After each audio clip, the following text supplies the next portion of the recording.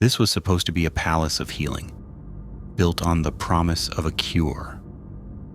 So how did it all go so wrong? And why do so many people feel that its patients are still here? Today we're heading inside to find out. The building looming over us isn't on any official map as Northwood State Hospital. We're using that name because its story isn't about one single place.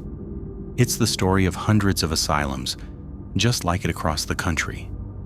They were all born from a dream of compassionate healing, but for countless people, they became a nightmare. We're here to trace that story, to walk through these decaying halls and piece together the history of the lives lived and lost within these walls. Because the deeper you go, the easier it is to understand why the legends of lingering souls are so hard to shake. We're going to separate the chilling facts from the haunting legends to uncover what really happened here. To understand the nightmare, you have to start with the dream. Northwood was built in the late 1800s, based on a revolutionary idea called the Kirkbride Plan. It came from a man named Dr. Thomas Story Kirkbride, who believed that the very architecture of a hospital could help heal the mind. His goal was to get patients out of filthy jails and almshouses, where they were often chained up and forgotten, and into peaceful rural settings. The design was incredibly specific. A central administration building with long, staggered wings, so that every patient's room would get fresh air and natural light. The grounds were meant to be sprawling and beautiful, giving patients a sense of purpose and calm. Kirkbride was passionate that these places should be for curing people, not just storing them. He insisted that a hospital should have no more than 250 patients to ensure everyone got personal, humane care. But right from the start, that ideal was compromised. This place was built to hold 500, a decision that hinted at the disaster to come. For a little while, though, the moral treatment approach seemed to be working. There was hope that mental illness could actually be understood and treated, not just hidden from sight. All right, we're stepping inside now, into the administration building. This was the grand entryway, designed to impress families and politicians. And even under all this dust and decay, you can see the ambition, the high ceilings, the ornate tile work. This was the nerve center of the asylum. The superintendent's office was here. New patients were admitted through these doors, and the decisions that controlled thousands of lives were made right in this space. Moving from the central building into the first ward, you really see Kirkbride's theory in action. The hallways are so wide, and you can just tell these boarded-up windows were absolutely massive. The whole point was to flood these corridors with sunlight. The rooms peel off from here, each one originally meant for just one or two patients. At first, there was a system to it. The calmest patients were housed closer to the center, while the more disturbed patients were placed in wards further out. But that sense of order didn't last.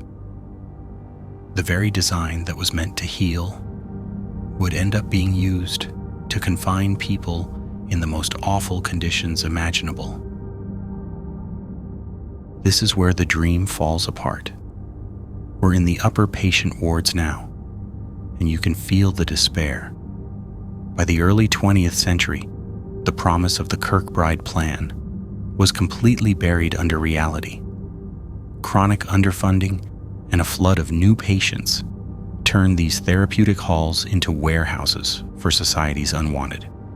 This hospital, designed for 500, was crammed with nearly 2,000 people by the 1940s. And the reasons people were sent here became terrifyingly broad. While many patients had severe mental illnesses, records from asylums of this era show people were committed for melancholy, epilepsy, or just for being poor with nowhere else to turn.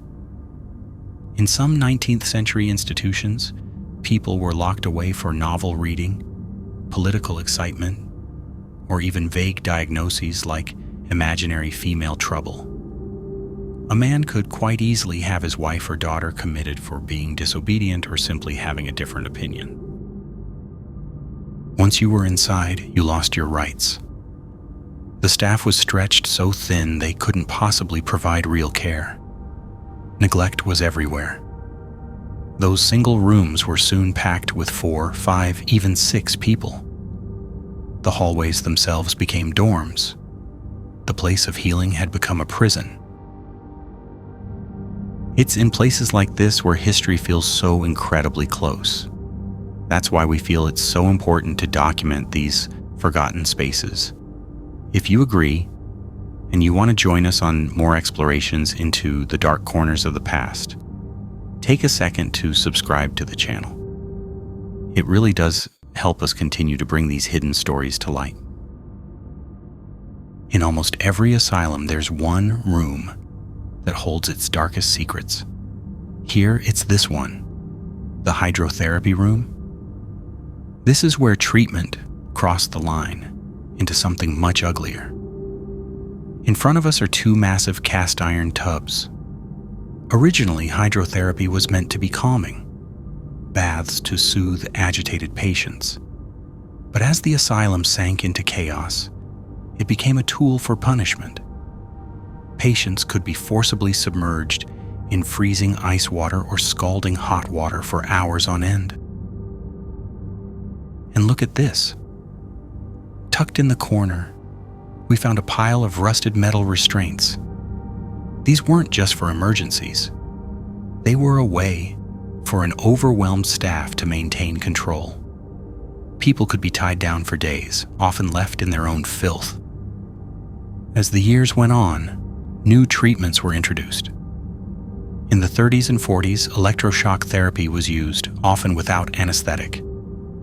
Then came the most infamous procedure of all, the ice pick lobotomy, a horrific operation that didn't cure patients but left them passive and empty, easier to manage. These weren't cures.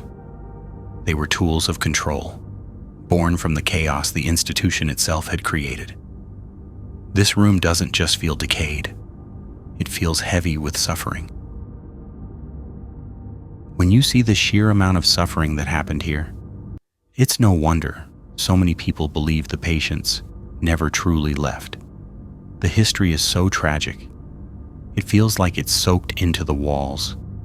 The most common paranormal claims from a place like this aren't about violent ghosts, but about echoes of sadness. People report hearing faint crying or disembodied whispers down these empty halls. There's that constant, unnerving feeling of being watched. Shadow figures are often reported darting at the edge of your vision, especially in the old, overcrowded wards and, according to the stories, the morgue. And then there are the tunnels. Nearly every Kirkbride hospital has them. Officially, they were built for utility lines and to move supplies without disturbing patients. But the legends are much darker. It's widely believed they were used to discreetly transport the bodies of deceased patients, to keep the staggering death toll from neglect and starvation hidden from the public and other patients. Many of these asylums have unmarked graves scattered across their grounds, the final resting places for thousands of forgotten souls. Walking through these tunnels, you can't help but feel a deep sense of dread, like you're in an underground tomb. Stepping back outside, the silence hits you. Northwood State Hospital stands as a monument to a beautiful dream that collapsed into a nightmare. It was born from a noble idea that we should care for our most vulnerable with kindness. But it fell into a vicious cycle of overcrowding, underfunding, and neglect that was repeated all over the country. The final act came in the 1960s and 70s with deinstitutionalization. New psychiatric drugs and a movement for civil rights led to the mass closure of these asylums. But the plan was deeply flawed, releasing thousands of patients into communities with no resources to support them, a crisis that echoes to this day. This asylum is a terrifying reminder of how easily good intentions can turn into cruelty. Whether or not spirits truly linger here, the memory of the people who lived and died within these walls is a haunting that we should never, ever forget. Thanks for joining us on this journey into the heart of Northwood State Hospital. The stories of these places are hard to hear, but they have to be told. If you want to keep exploring the forgotten chapters of our history, please subscribe and turn on notifications. Until next time, stay curious and listen for the stories these walls still have to tell.